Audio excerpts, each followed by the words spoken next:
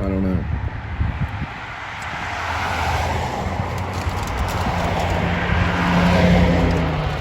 Basically, future teller place.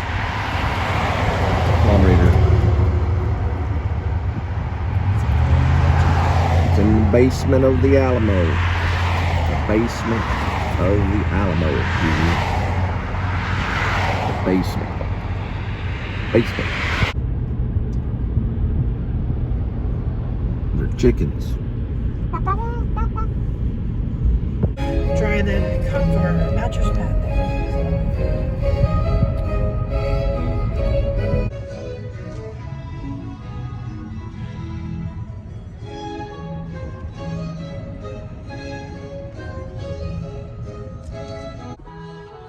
I don't know. Is it moving? Nice one. It's got like pink and black. It looks like it has a tail. It looks like a turkey. I don't know. It's not though. It's like a bag. What a weird bag. Oh no, that's a bag over there, plastic. But what's that? It's like a bag.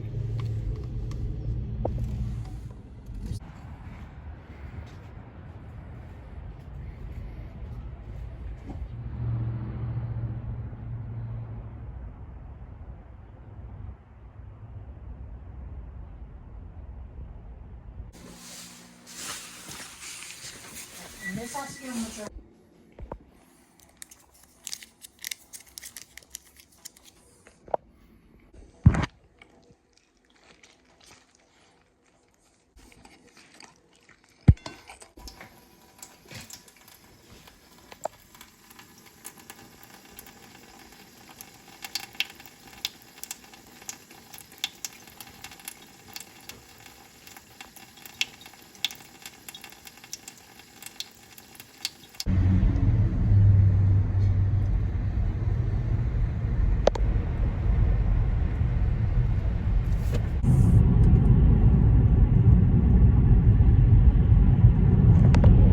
All right, 60 degrees Fahrenheit, 7,373 miles on the odometer. It is a Thursday, December 12th of 2024. Welcome back to the Please Subscribe show.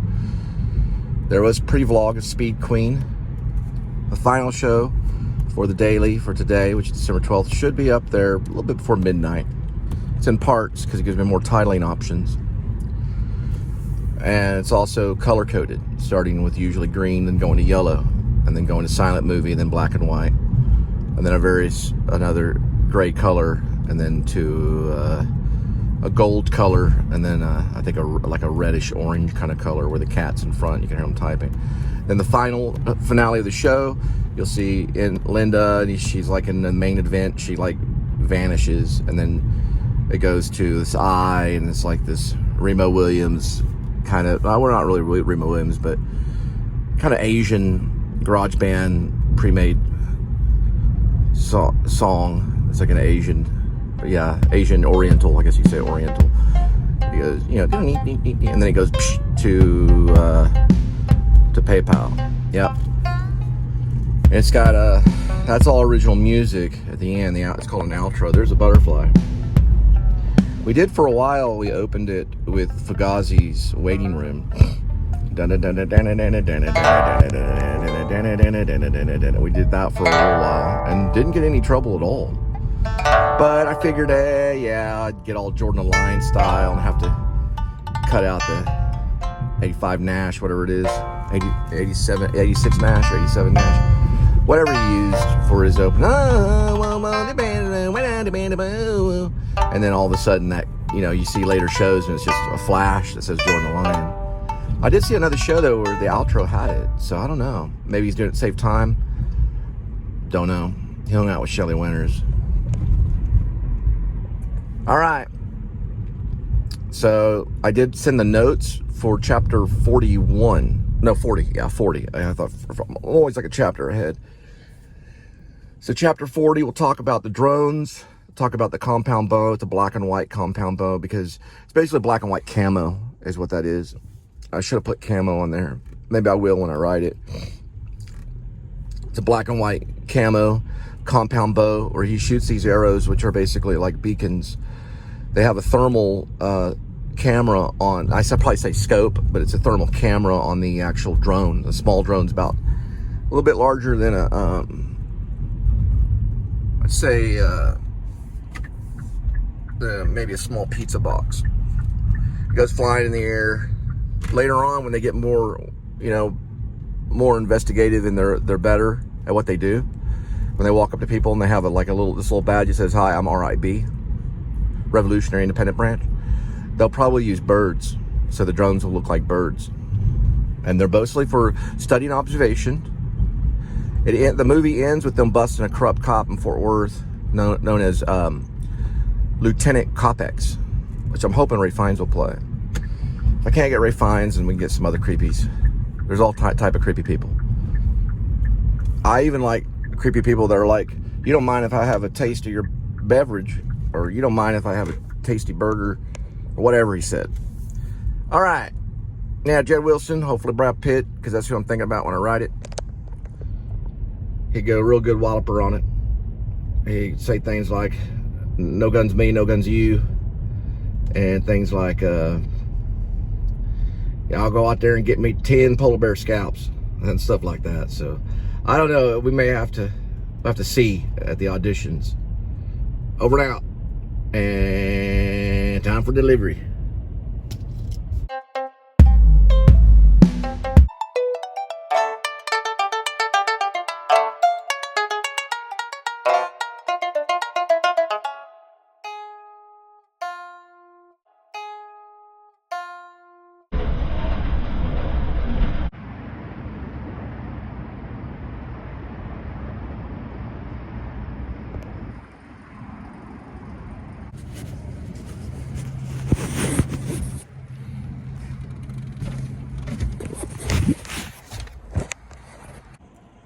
.6, that'll be 10 minutes.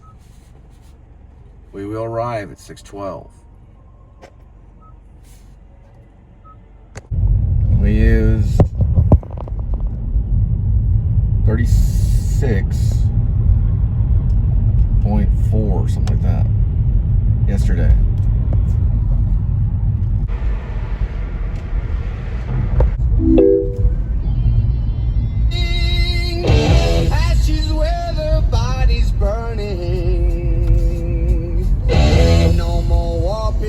The power, and as God has struck the hour.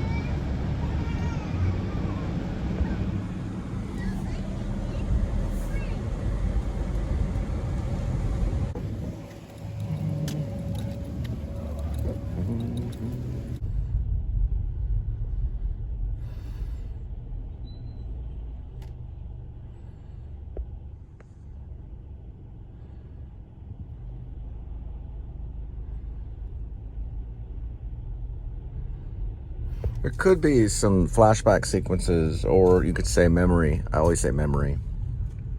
It's saying flashback is a real kind of sensitive thing when you're talking about screenplays and movies. it could start some arguments. So it's better just to say memory. There could be some memory scenes of Matt Dill. Flashback, what a flashback I think it technically is when it flashes back to a plot sequence that you've already seen. To remind the audience. And they flash back, and that's why it can start arguments. So a memory sequence, or going back in time between Matt Dill and Shepard, because Matt Dill is actually a cop. Whether he's really his brother or not doesn't really matter, but he's seen as an older brother character, so he probably helped mentor him out of the police academy. And then maybe there's some sequences with Lieutenant Coppex, maybe like at a party or something, blah blah blah, and Lieutenant Coppex probably has like a little bit of money, maybe a little bit too much. Then we get a little Beverly Hills Cop, but not really, because it's not in Beverly Hills. It'd be like a Fort Worth kind of thing.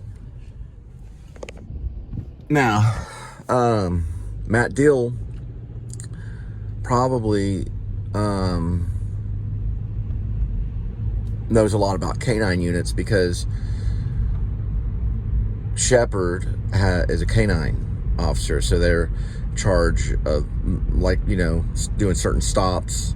They could maybe do airport security sometimes. What is that? And then there's a good chance that I don't know if they would work with SWAT. There's probably some of them that might every once in a while, but they kind of consider them the same in a way. When it comes to the law, if you hurt a canine, it's almost equal as hurting the actual partner or the actual cop itself. They see it about the same. So if he's put on administrative leave, I don't know for sure if they put the dog on administrative leave, but they might, because he's a canine one. So that's why. But he didn't care. He takes the dog anyway. So that's even a bigger thing. They can see that as dog burglary or something like that, depending on if the dog belongs to the department, which it probably would, because they could put the dog in active duty again. So that's kind of an issue too. Now, Matt probably helps him out, so Matt may have to leave too, eventually, but we don't know. After a while, because they would find out that he was speaking in code, because he's the one that gives him that book, the memory book, which you can turn letters into numbers. They would probably figure that out eventually, depending on how good the Lone Star Hacker is. Depending on who they get to go after the Lone Star Hacker.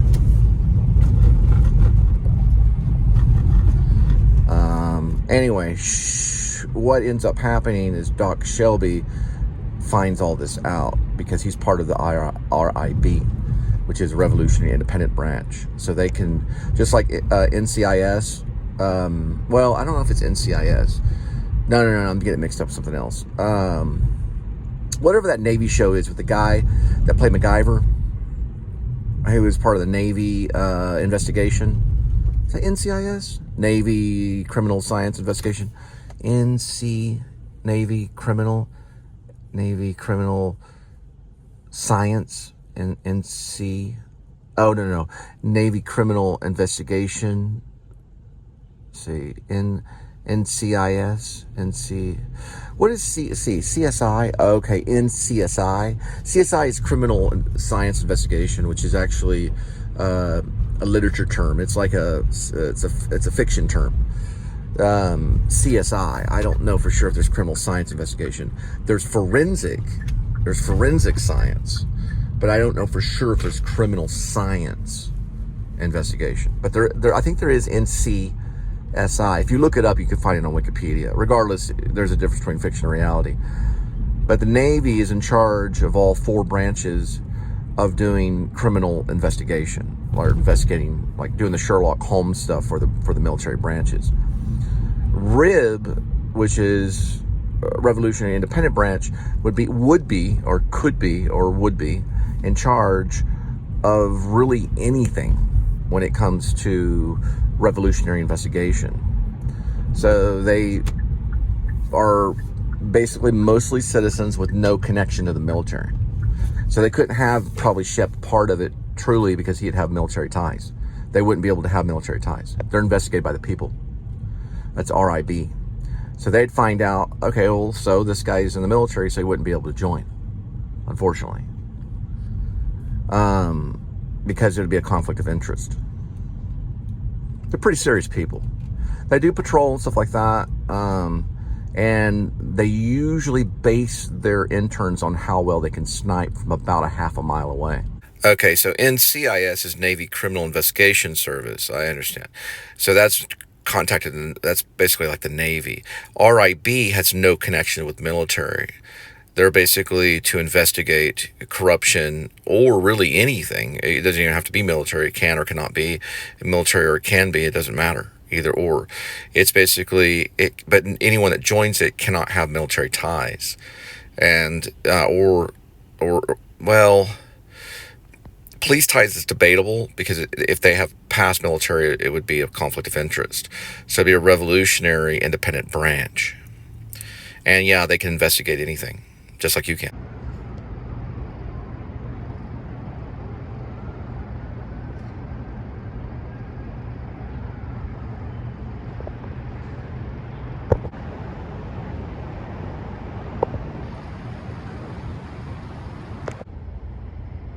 All the pretty lights.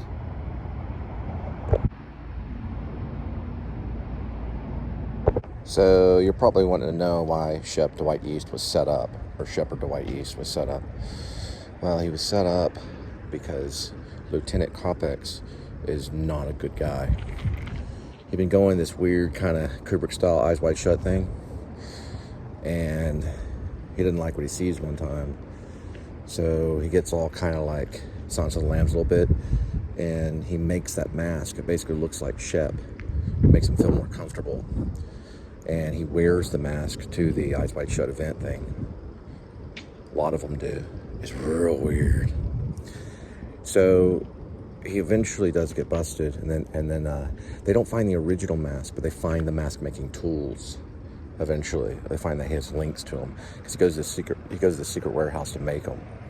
We can make masks. He's a mask maker, but he's also a lieutenant.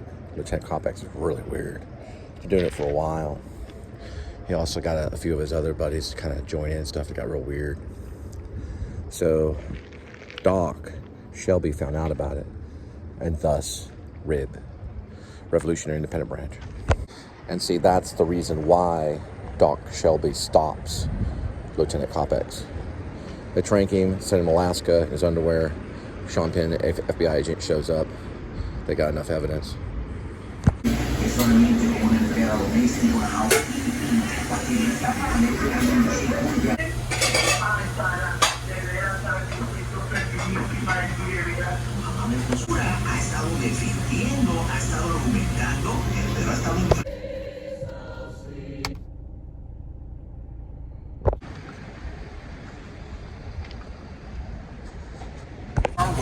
Google searches for ballet flats soared this year.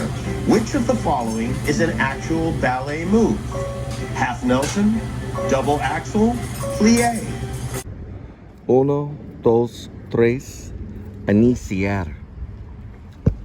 Oh, moon, lunar, lunar.